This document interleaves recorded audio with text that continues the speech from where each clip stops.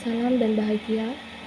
Di sini kami dari kelompok 3 akan mempresentasikan hasil diskusi kami, yaitu tentang anggaran tenaga kerja 2.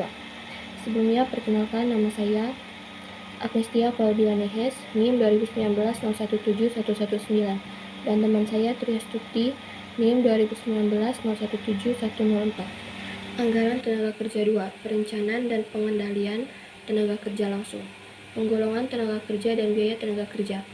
Tenaga kerja merupakan usaha fisik atau mental yang dikeluarkan karyawan untuk mengolah produk, sedangkan biaya tenaga kerja merupakan harga yang dibebankan untuk penggunaan tenaga kerja manusia tersebut. Terdapat 4 jenis tenaga kerja dan biaya kerja, yaitu 1. Berdasarkan fungsi pokok organisasi, yang kedua berdasarkan kegiatan departemen-departemen dalam perusahaan, yang ketiga berdasarkan jenis kegiatan, yang keempat berdasarkan hubungan dengan produk. Sifat-sifat tenaga kerja langsung dan tidak langsung. Tenaga kerja langsung mempunyai sifat yang pertama, besar kecilnya biaya untuk tenaga kerja jenis ini berhubungan secara langsung dengan tingkat kegiatan produksi.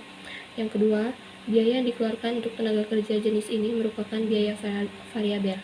Yang ketiga, secara umum tenaga kerja ini merupakan tenaga kerja yang kegiatannya langsung dapat dihubungkan dengan produk akhir. Selanjutnya, tenaga kerja tidak langsung mempunyai sifat yang pertama, besar kecilnya biaya untuk tenaga kerja jenis ini tidak berhubungan secara langsung dengan tingkat kegiatan produksi. Yang kedua, biaya yang dikeluarkan untuk tenaga kerja jenis ini merupakan biaya semi variabel. Yang ketiga, tempat bekerja untuk tenaga kerja ini tidak selalu di dalam pabrik, tetapi di luar pabrik. Selanjutnya, perencanaan tenaga kerja langsung. Perencanaan efektif dan pengendalian yang sistematis dari biaya tenaga kerja merupakan suatu masalah yang penting. Perencanaan dan pengendalian biaya tenaga kerja mencakup masalah-masalah. Yang pertama, kebutuhan personel. Yang kedua, penerimaan tenaga kerja. Yang ketiga, pelatihan. Yang keempat, pengukuran kinerja. Yang kelima, uraian tugas dan penelitian. Yang keenam, negosiasi dengan serikat kerja. Yang ketujuh, administrasi upah dan gaji. Persiapan dalam penyusunan anggaran tenaga kerja langsung. Sebelum menyusun anggaran tenaga kerja, perlu ditentukan terlebih dahulu dasar satuan utama yang digunakan untuk menghitungnya. Dalam persiapan penyusunan anggaran terlebih dahulu, dibuat manning table. Manning table merupakan daftar kebutuhan tenaga kerja yang menjelaskan jenis atau kualifikasi kerja yang dibutuhkan, jumlah masing-masing jenis tenaga kerja tersebut pada berbagai tingkat kegiatan, bagian-bagian yang membutuhkannya. Standar tenaga kerja. Tenaga kerja merupakan faktor penting dalam proses produksi. Dalam rangka pengolahan sumber daya manusia, standar produksi diperlukan. Standar tenaga kerja merupakan jumlah waktu secara beralasan dipakai untuk melaksanakan kegiatan tertentu dengan berdasarkan waktu atau sederajat tertentu dengan memanfaatkan metode yang telah ditentukan berdasar kondisi kerja yang normal. Standar ditentukan berdasarkan salah satu dari teknik pengukuran kerja, yakni yang pertama, analisa gerak, merupakan pengamatan terhadap gerakan-gerakan yang dilakukan dalam rangka proses produksi suatu jenis barang tertentu. Yang kedua, analisa waktu, merupakan perhitungan terhadap waktu yang dibutuhkan untuk setiap gerakan yang dilakukan dalam rangka proses produksi. Yang ketiga, sampling kerja adalah teknik pengukuran kerja yang terdiri atas pengambilan pengamatan secara acak karyawan untuk menentukan proporsi waktu yang mereka pakai di dalam mengerjakan berbagai jenis kegiatan. Contoh, pada tahun 2A10 dalam sebuah perusahaan tenaga kerja langsung pada pabrik digolongkan menjadi tingkat, yakni golongan 1, 2, dan 3. Upah per jam buruh langsung masing-masing golongan adalah yang pertama, golongan 1, Rp450 per orang DLH. Golongan 2, Rp600 per orang DLH. Golongan 3, Rp750 per orang DLH. Jumlah masing-masing golongan adalah golongan 1, 50 orang, golongan 2, 20 orang, golongan 3, 5 orang. Tingkat upah rata-rata tenaga kerja langsung adalah golongan 1, tingkat upah per jam Rp450 per orang per DLH. jumlah TK 50 orang, jumlah DLH 100, jumlah Rp2.250.000. Golongan 2, tingkat upah per jam Rp600 per orang per DLH, jumlah TK 20 orang, jumlah DLH 100, jumlah Rp1.200.000. Golongan 3, tingkat upah per jam Rp750, jumlah TK 5 orang, jumlah DLH 100, jumlah Rp375.000.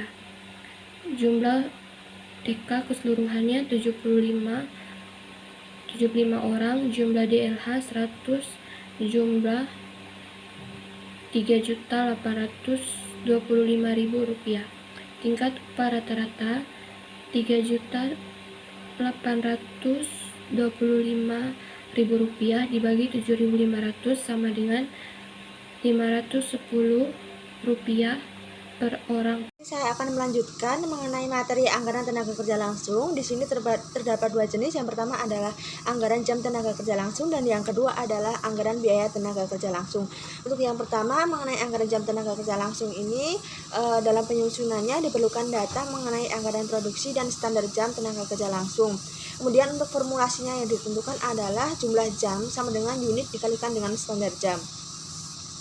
Kemudian dalam anggaran ini hal yang harus dicantumkan terdapat 4 jenis. Yang pertama adalah jenis barang yang dihasilkan oleh perusahaan. Kemudian yang kedua, departemen yang turut dalam proses produksi. Yang ketiga ada jumlah DLH yang diperlukan untuk setiap jenis barang. Dan yang keempat ada periode waktu produksi. Nah, di sini periodenya berupa bulan, triwulan, dan kuartal. Kemudian yang selanjutnya mengenai anggaran biaya tenaga kerja langsung, formulasinya adalah jumlah biaya sama dengan jumlah jam dikalikan dengan tarif upah. Nah, di sini anggaran yang harus dicantumkan adalah jumlah barang yang diproduksi, kemudian jam tenaga kerja langsung yang diperlukan untuk mengerjakan satu orang, kemudian tingkat upah rata-rata buruh langsung, dan yang keempat jenis barang yang dihasilkan oleh perusahaan dan periode waktu produksi. Kemudian pengendalian jam dan biaya tenaga kerja langsung. Di sini pengendalian yang efektif dari tenaga kerja langsung itu bergantung pada kemampuan penyedianya.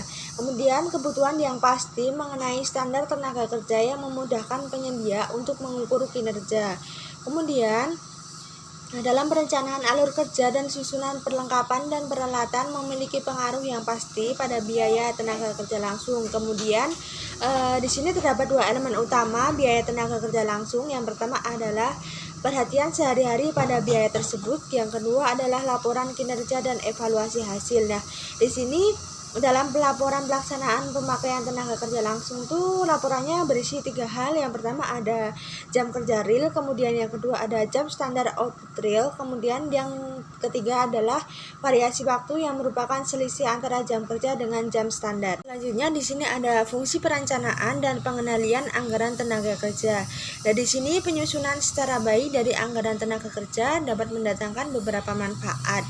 Di antaranya adalah yang pertama yaitu pemakaian tenaga kerja bisa lebih efisien dikarenakan perencanaan dan standar telah ditentukan dengan matang. Kemudian yang kedua yaitu pengeluaran atau biaya tenaga kerja dapat direncanakan dan diatur secara lebih efisien. Kemudian yang ketiga ada harga pokok barang dapat dihitung secara tepat. Di sini mengenai critical review jurnalnya, kami dari jurnal internasional yang berjudul Aggregate Stability Under a Budget Rule and Mobility. Untuk selanjutnya mengenai critical review jurnalnya, untuk judul jurnalnya adalah stabilitas agregat di bawah aturan anggaran dan mobilitas tenaga kerja. Kemudian jurnal ini ditulis oleh Martin Miceli, tahun terbitnya yaitu 2020, dan jurnal ini terbit pada jurnal Economic Modeling. Halaman pada jurnal ini adalah halaman 510 sampai dengan 519. Kemudian untuk pendahuluan di sini kami belum menemukan mengenai kebaruan dari peneliti yang dilakukan. Kemudian pada tujuan literaturnya, tujuan dalam penelitian ini tidak dituliskan secara jelas oleh peneliti. Kemudian pada penelitian ini tidak terdapat grand teori yang dijelaskan secara jelas. Kemudian pada bagian metodologi penelitian di sini dalam jurnal ini tidak terdapat metode yang digunakan atau metode yang dijelaskan. Kemudian pada pembahasan tidak terdapat subbab pembahasan dalam penelitian ini, namun jurnal ini disajikan langsung dengan membahas permasalahan yang sedang diteliti. Kemudian untuk kesimpulan saran dan keterbatasan, dalam penelitian ini tidak terdapat saran dan keterbatasan yang disampaikan oleh penulis. Nah, yang dituliskan ini melainkan hanya penuntut dengan isi hasil dari penelitian ini. Kemudian untuk kekurangannya, metode dan hipotesis dalam penelitian ini tidak dituliskan secara jelas oleh penulis. Kemudian dalam pengutipan referensi seharusnya tanda kurung itu hanya diberikan pada pengutipan tahunnya, namanya tidak usah diberikan tanda kurung. Kemudian untuk kelebihannya, informasi yang diberikan dituliskan secara terperinci dalam jurnal ini. Kemudian referensi yang digunakan sudah cukup banyak, namun saja banyak referensi yang sudah lama digunakan pada jurnal ini.